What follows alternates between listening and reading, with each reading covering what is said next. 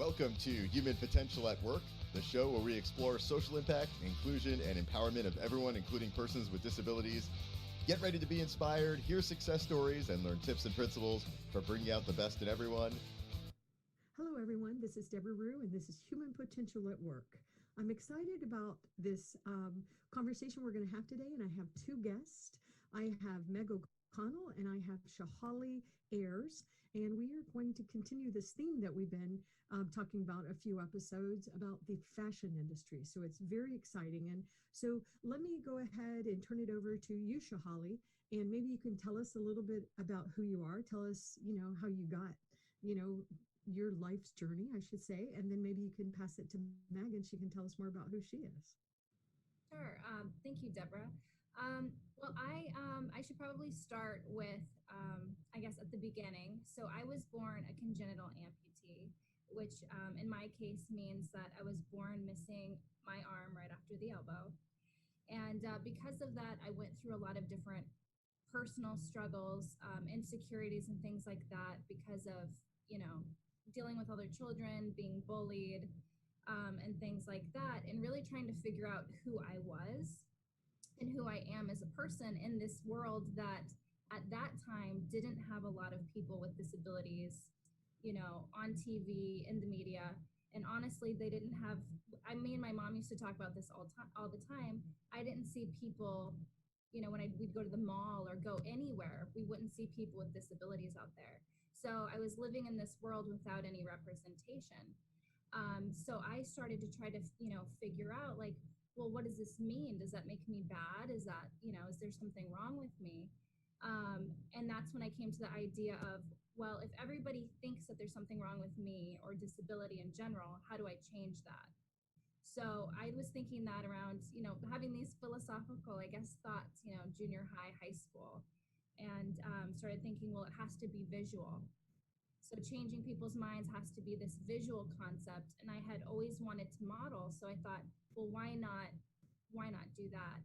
And it wasn't until years later, when I moved out of the small town that I grew up in, that I got the opportunity to go to an agency, tried that route. That didn't work either. I was rejected. I was rejected because at that time, still nobody, there weren't models with disabilities out there. But I went ahead and progressed and decided that I was going to network with photographers and build my own portfolio myself. From that, I was able to get myself on covers. I worked with different local companies in Hawaii, where I currently live. And then I met Meg around 2014 and started working with global disability inclusion, which was really a springboard for my career. And that's when we saw everything start to change. I was able to model in an the first time inclusive runway show, and New York Fashion Week, the Mercedes-Benz Fashion Week, and then Nordstrom, and then here we are today, 5 years later, and I'm modeling pretty regularly. That is so exciting. So you were not going to let society tell you who you were. Bravo, bravo. Thank you. So Meg, how did you get into this? I know you've been in the field a long time. We've worked together for years. You actually inspired me to start what I do because I worked at SunTrust as a vice president of corporate technology, blah, blah, blah. And I heard about this really cool program that was bringing people with disabilities in the workforce. I have a daughter with a disability. I'm like, all right, I'll do it. So I've known about your career a long time, and you actually helped me move into the field. So welcome to the show. Well, I'm glad, and you have done amazing things along the way, and it's been nice to continue our friendship over the years and help each other on this journey of inclusion. And so for me, it started back in the early banking days. I was taking sign language classes as something to do in the evenings, and we had what were called silent dinners, where we would go and mingle with the deaf community and practice our sign language skills. And so word got out slowly that, and I was a teller at the time, that there was a teller that knew sign language. And so I started having a following of deaf customers come to my teller window.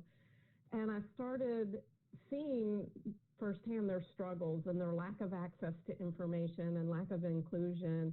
And I started asking questions because my thought was, I'm just learning. I can't be the best we've got to help customers with varying disabilities, but unfortunately I was. And similar to Shaholly, I started asking questions and saying, why aren't we doing better? Why aren't we creating better access? And so it started actually with the deaf community, deaf and hard of hearing community, and we produced the first of its kind and still the only one out there, a series of videotapes done in American Sign Language and open captioning on the basics of banking services, from checking, savings, money market accounts, how to apply for a mortgage, planning for retirement, all of those pieces.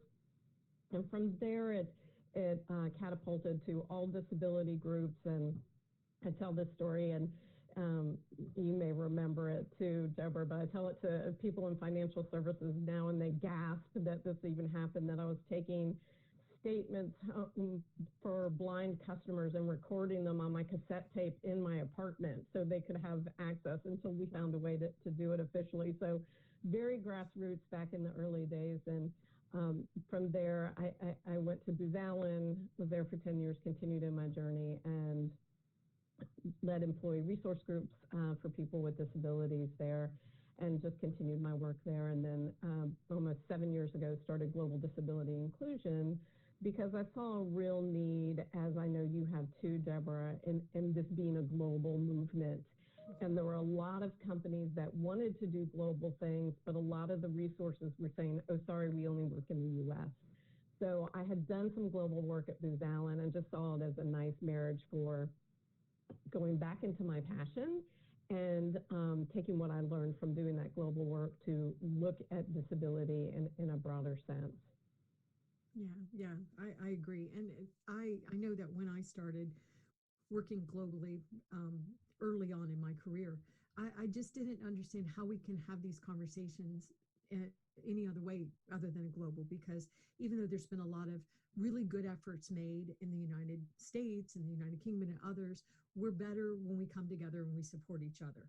And so I think it's very important that we speak about this locally, nationally, and globally. So yeah.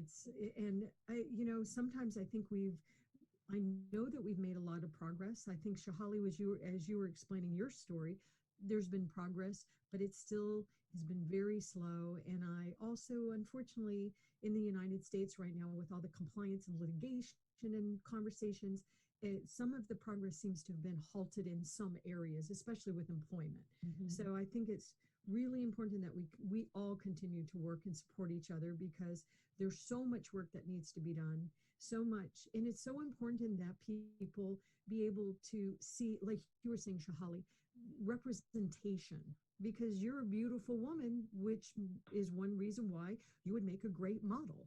I mean, it's okay for us, I've said this before, but it's okay for us to expect models to be beautiful, whatever that word means to you, that's okay. But at the same time, who cares whether somebody is missing an arm, a leg, or what does that have to do with anything? And who are we to decide what beauty means? I think my daughter, born with Down syndrome, who is overweight, is very beautiful inside and out. So I think we still have a lot to do with society. I think all this disruption that we're seeing happening with technology and AI and everything that's being disrupted continue to give us reasons why the work that we're all doing is so important. So Shaholly, I know that I've seen some of your YouTube videos, but they're very interesting, and they certainly talk about your journey, but they're also, they seem a lot bigger than that. It's something that I wish that my daughter had access to when she was little, as she was trying to figure out who she was. So I was wondering if you could talk a little bit about that. I talk about my journey as far as how I got to that. Yeah, why did you decide to take it? Not only I know you're on the runway and you're doing that, but you're doing a little bit more, because you're also talking. You have stuff on YouTube. You're on social media. So you're not, and I don't want to say you're not just a model, because it's important, but you are taking this as a platform to really try to change people's minds about what it means to be a human being.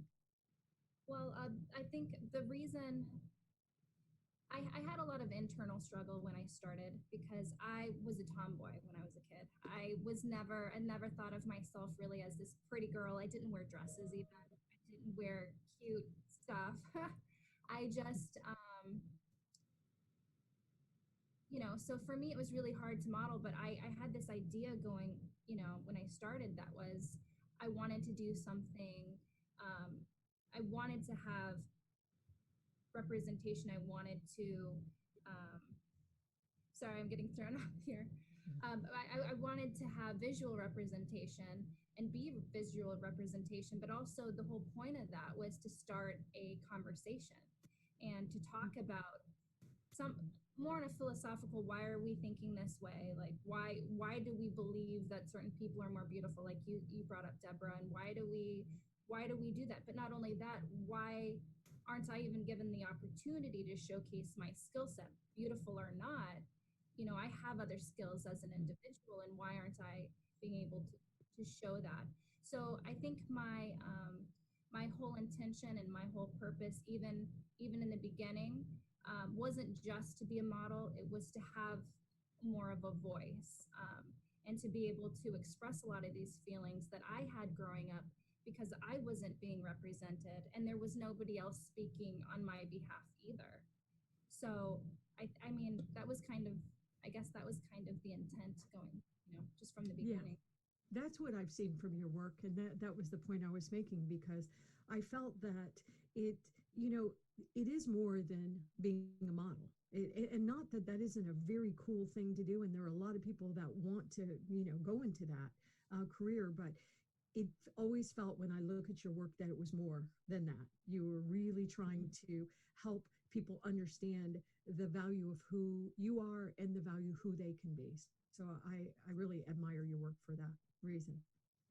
So, Mega, I know you wanted to jump in, and do jump in, but I also want you to talk about a little bit about how you and Shaholly got together in fashion weeks in New York, Milan, and Japan. Yeah, So cool. absolutely. And, when I first heard of Shaholly's story, probably early 2013, and saw images of her, and part of the work we do with companies is the market opportunity in the marketplace and customer service, back from my Crestar days of, we got to help people understand that there's access and there are people like them. And for me, the lack of representation overall was a huge gap in everything that we saw. And Shaholly was never ashamed of who she was and what she looked like. And, there are still photo shoots she goes on and everyone's covering up her arm, or some people cover up her arm still. And, Shaholly was the first model to walk in New York Fashion Week without a prosthetic. So really kind of, in fact, she walked to the end of the runway. She had a prosthetic on and took it off and was like, I'm here. And it was really a brave, bold moment, because I think it was the first inclusive show that had happened. There have been lots of shows that are just for people with disabilities, but it was the first show that was people with disabilities and other real models all coming together. And so, I applaud Shaholly for doing that, because it was really a bold move, and it made everybody kind of go, oh, we got to take notice. And so it was for that reason, the representation piece, and it was a space no one was playing in at that point in time. And I thought it was a way to start normalizing disability in kind of an interesting, innovative, and exciting way, because we weren't seeing models with disabilities. And so Shaholly and I have worked together ever since, and I think it's been mutually beneficial in helping people see the opportunities that people with disabilities, the skills that they have, the dreams that they have, what they're capable of, and again, that whole representation piece that's so important. Right, I agree. I agree. So, Shaholly, you you know, by everybody's interpretation, you are a successful model, which is very exciting. You've appeared in Nordstrom's catalog multiple times, in GQ in America and Italy, which is so cool. You've been on a billboard in Times Square. I'm reading my notes. You've been on Today's Show and you were recognized by the Today Show as one of their style icons, which I just think is so cool. Um, so, and you've been on the Family Channel's Home and Family Show and featured in so many publications. So have you made it? Are you a full-time model? Is, what's next? But you have a very, very impressive resume. Congratulations for all the work you've done. Great. Thank you so much. Honestly, I never thought I'd be able to do all of these things because I was hitting so many walls, in the beginning. So I do feel like I've accomplished, a lot in the time, that we've really been working on this too. So I'm really grateful for those opportunities. But I'm somebody who I don't know if I'll ever feel like I've really made it. Um, but I do appreciate where I've gone. And I think one of the reasons why I don't feel like I've really quite made it is I don't think that anybody in this industry who is a model with a disability who has really made it yet. Um, because I mean, there are a handful of companies that are including models with disabilities, but there's not enough work to go around to make it a full-fledged, full-time position or job for any of us. I think a lot of us have gotten really close. I have gotten really close to that, but the opportunities just aren't there to say that I could accomplish it. And that's discouraging hearing that, because I know there is a lot of work. I've interviewed Mindy. My daughter actually was on the Runway of Dreams. She was on the runway last year. This year she was still ill, so couldn't do it, but she's getting there. And it is a shame because there is no reason why you shouldn't be working. You should not. I don't think you should be considered a model with a disability. You should be considered a model, and you should be considered a model that has an amazing story and you're really good at what you do.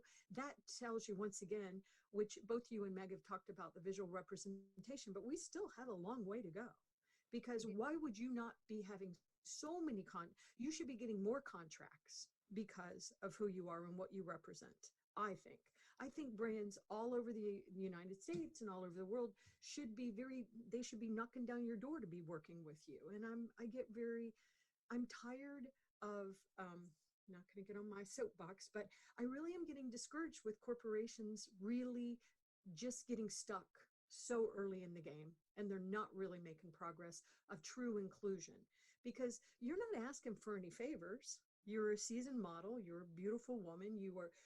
There's a lot more to being a model, which I'm going to assume here because I've never modeled, but there seems to be a whole lot more to it than just whether or not you're beautiful. There's so many more things that looks like you'll have to consider that I think the average public doesn't realize. We think it's just so easy. You put on some clothes and you walk down the runway. I assume there's a lot more to it. I don't know if either one of you want to address that. Well, there is. Shaholly's the expert for this part of the conversation. There is, but I do want to say that I am really happy with where we've come. It is very frustrating, but I do think that we're still in the beginning stages of this movement. So I do have kind of a more positive outlook when it comes to that, because I feel like they're trying to learn about us, and we're at the point where it's my job, as one of the first models to do this, and the other models with disabilities who are doing this. It's our job to kind of teach them how to do it. They're still trying to figure it out. I've worked for companies who have actually hired me to test their products to figure out how do we best shoot this, because we're not sure how to do it. So I think we are in the beginning stages still. I'm hoping that other companies are looking at these companies that have come before and are drawing inspiration from that and seeing how successful they are. Because everything that it seems like that I've been in or that I've seen my peers in has been a real success. When we did the first runway show, that photos of my little arms sticking out were in every major publication around the world. Wow. That was huge. So I think once organizations realize how impactful this is on a global scale, they'll really start making those changes. I just don't think that they really understand that quite yet. I think you're right. I think you're right. I think there's still, I think a lot of these corporations, they want to do the right thing. And I even hate to say it that way, but they want to have representation across the board in all the different disability groups. They really do want to include everybody, but there is a lot of confusion, a lot of disruption, and a lot of things happening that is preventing the progress. And it's very interesting. And I know there's been a lot of work being done also making sure we have good representation as actors and actresses and in the media and the Hollywood and Bollywood and all the different places. So I know we're on a journey, and I don't know if you want to talk, Meg, a little bit more about the visual representation. And before you start, I'll give you an example. I was invited to speak by Bloomberg was having a presentation, and Meg, you were there, and I made a decision it would be better to have Lamondre Pugh speak, because Lamondre Pugh in the first place, he's a fantastic speaker, and he's just a wonderful, amazing. He's an amazing man. But I think we need to do a little bit more of really showing people with physical disabilities, because I see a lot of efforts being made to include people with more hidden disabilities in the workforce, for example. And I think that's great, but the problem was they were already part of the workforce. You just weren't accommodating them, so they couldn't bring their true self to work. But we have a lot of work to do to include people with more serious physical disabilities, that maybe you have to think about a little bit more. So I think we still have a lot of work to do. And Meg, on that point, I don't know if you want to talk a little bit more about why visual representation is so important for the world. Well, I think we are at a cultural shift. It's been a long-term cultural view that we've had of people with disabilities is they're separate. They don't belong in our workforce. They're a group we need to take care of, and it's the government's job, it's the nonprofit's job, it's somebody else's job. And we're in that shift of saying, no, it's actually everyone's job, and it's not about taking care of people with disabilities. It's about seeing them as talent and competent and capable and being able to add value to your workforce. And so we have that shift that started happening really 5-10 years ago, where we, and I know you were doing this too, we're encouraging companies, stop writing checks to nonprofits. And certainly not that nonprofits don't have their space and shouldn't be here, but you can do more good if you open up your doors and see people with disabilities as a talent pipeline. And let's start there. So we have been really breaking down the walls of exclusion around disability and really educating employers that people with disabilities do have talent, should be valued in the workforce, should contribute to their workforce and society. And so that visual representation is so important, because I think what happens for a lot of people is they think of the most disabled person or people they have ever seen on images on TV, and think that's what disability is. They don't meet the Lamondres, the Shahollys that are doing amazing things and changing the way the world perceives disability. And the only way we can change that is by showing representation of people that are, again, smart, contributing, talented, and capable. And so it's all back to, as I said earlier, normalizing disability inclusion as another fabric of diversity and not treating it as something separate. I agree. And that's why I named, well, and to be honest, Doug Foresta, my producer, named the show Human Potential at Work, a little play on words, because we're just human beings. We're all made differently. We all look different. There's such beauty in diversity. I'm watching this show on Netflix that I really recommend. It's called Raising Dion, Dion. And they have an actress on there that is adorable. She's in a wheelchair. She's got these cute little pink glasses. Obviously, I'm into color. She's such a good little actress. She's totally still in the show, because she's the sidekick and they're getting into like he didn't want to be her friend because she has a disability and nobody wants to be her friend. And then his other friends realize, wait a minute, she's sort of cool.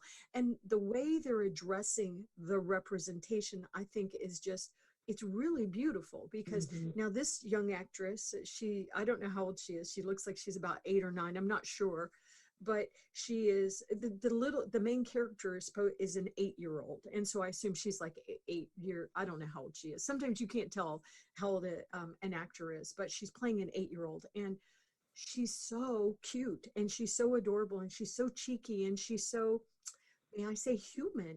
And so I think the more, we get, Shaholly out there expressing, what she had to walk and everything, because people, I think sometimes there's also the opposite reaction in that people think someone that looks like you, Shaholly, because you're so gorgeous, that, all of your life would have been just perfect and peachy, there's also that illusion that if you're beautiful, you don't have to work. You know what I mean?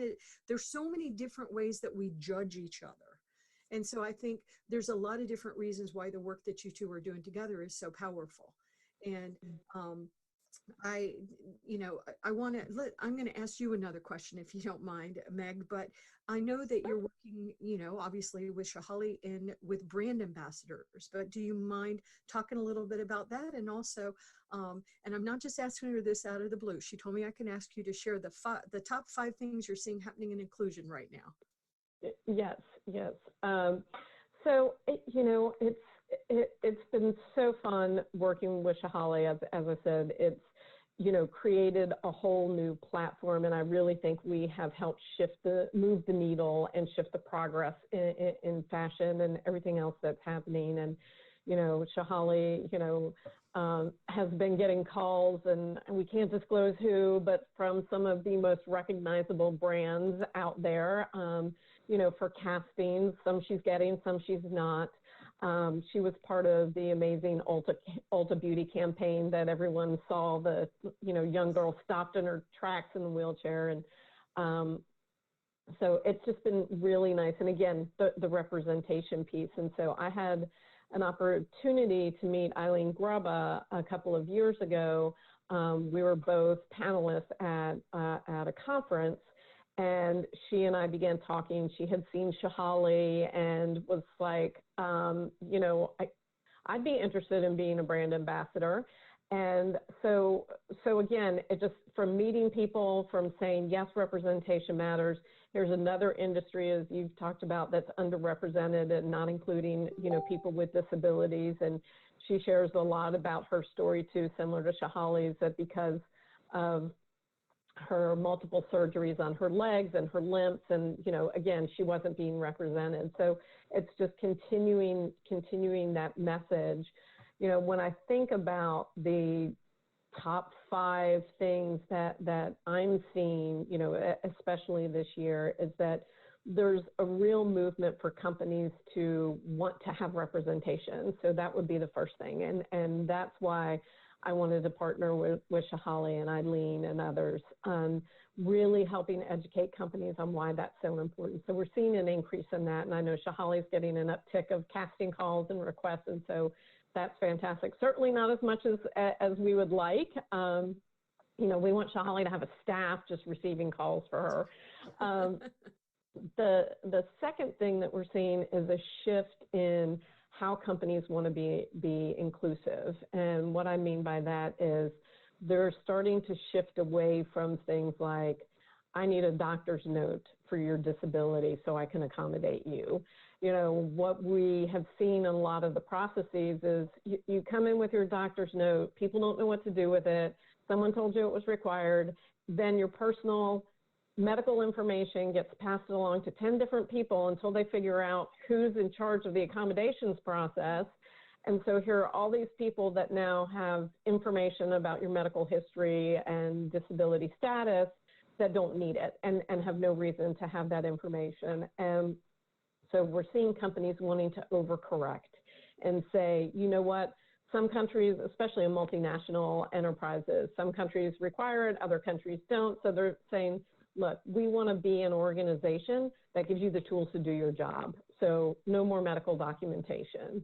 And there was the first company I worked on that with, there was a lot of debate with the legal staff about, oh, they're going to be bad actors. They're going to be people taking advantage. You know, my response was, there are people that take advantage of sick days currently. There are always going to be bad actors. Don't write a policy for the bad actors. Write a policy for the majority of people that need it. So that's another big piece. We're seeing increased marketing. So back to the Shaholly representation, where people really want to invest their dollars in that.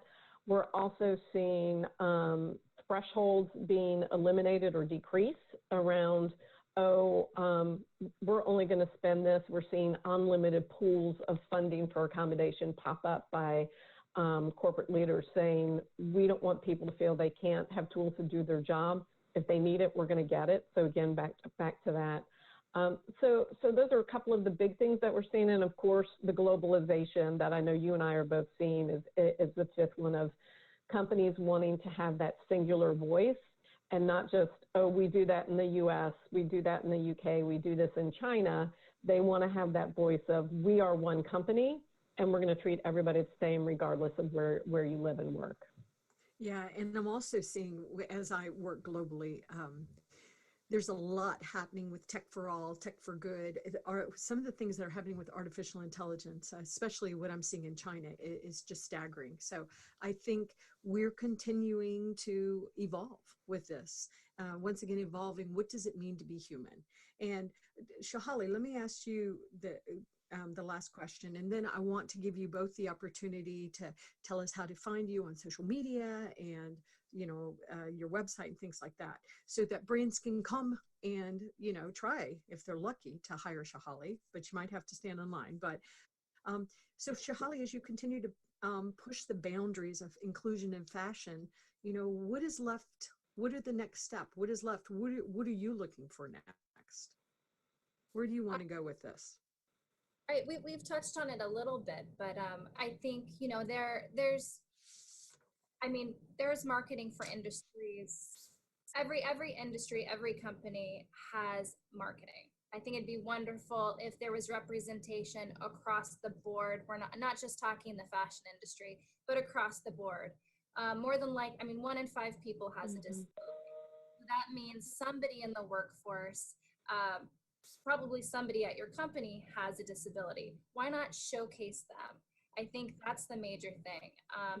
We still are living in a time where there's been efforts made. There's and the modeling work that I've done is typically for the inclusive side. So they're adaptive wear, but it'd be really nice to get away from that and just have models, like we said before, not look at us for, our differences, but just have models across the board.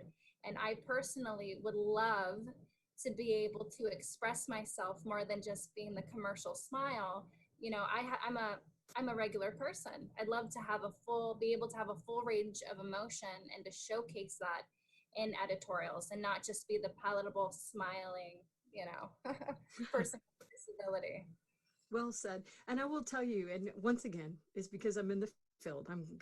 Everybody's going to know that I need to acknowledge that. But when I see commercials and I see layouts, I'm always looking to see what diversity they included.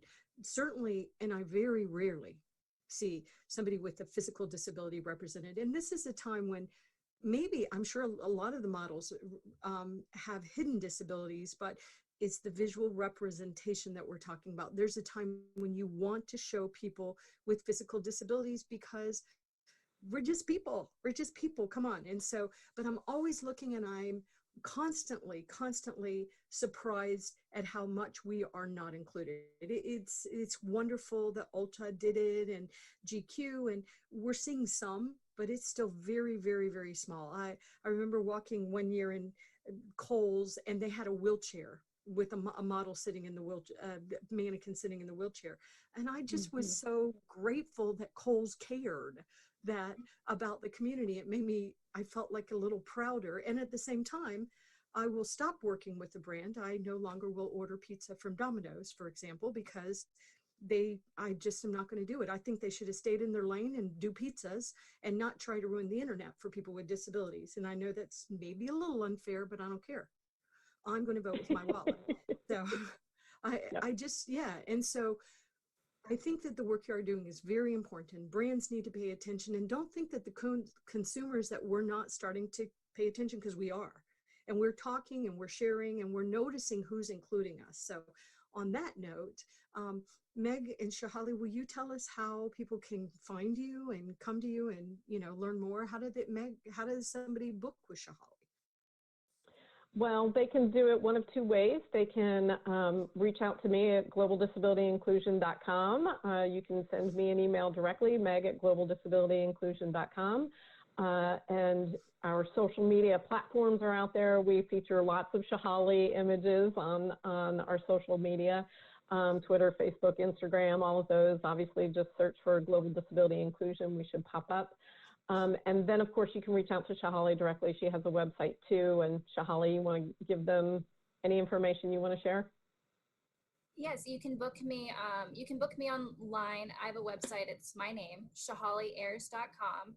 And then I have social media platforms. You can Google Shaholly. I have Facebook as Shaholly Dawn, and my Instagram is Shahal1.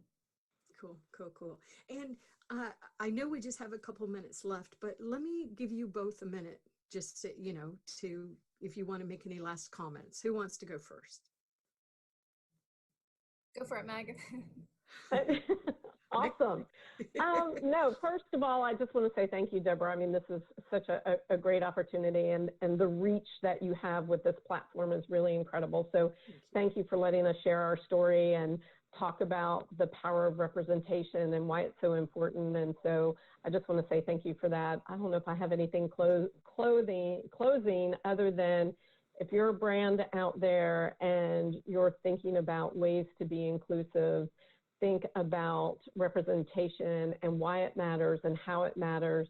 And if you haven't seen that powerful image of the little girl that was stopped in her tracks, seeing the woman in a wheelchair in the Ulta Beauty ad and her mother saying she just stopped and stared because she saw someone like her.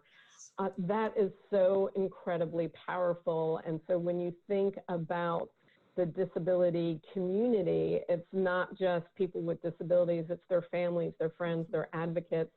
And that's over $8 trillion when we talk about global market opportunity. So it is a number that should not be ignored. So hop on the bandwagon and let us help you do it. And I will also say, Shaholly mentioned 1 in 5, but actually now it's 1 in 4 in the United States, according to the CDC. 1 in 4 adult Americans, it is adults, 1 in 4 have a disability, identify. So the numbers will continue to grow. It's just ridiculous to leave our population out. So visual representation matters. And so Shaholly, I just want to give you the last word, and then I'll let y'all go. But we appreciate your work. Yes, thank you. Thank you, Debra, for having me on the show as well. And I do appreciate you having this topic and being able to discuss this. I do think that this will help move and progress things forward. I am still very hopeful, and I do think more and more organizations and companies will start using models with disabilities. I mean, the proof is in the pudding. We see how successful all of this is, and there's a real need. I think everyone appreciates seeing more diversity in campaigns. So, I agree. Well said. Thank you, Shaholly, and thank you, Meg. And we are championing. Well, thank you. We're really happy for you. So you'll keep changing the world. So thanks for being on the show, and thanks to the audience for tuning in. Thanks, Debra. Yeah, we'll see you next week. Bye, everyone.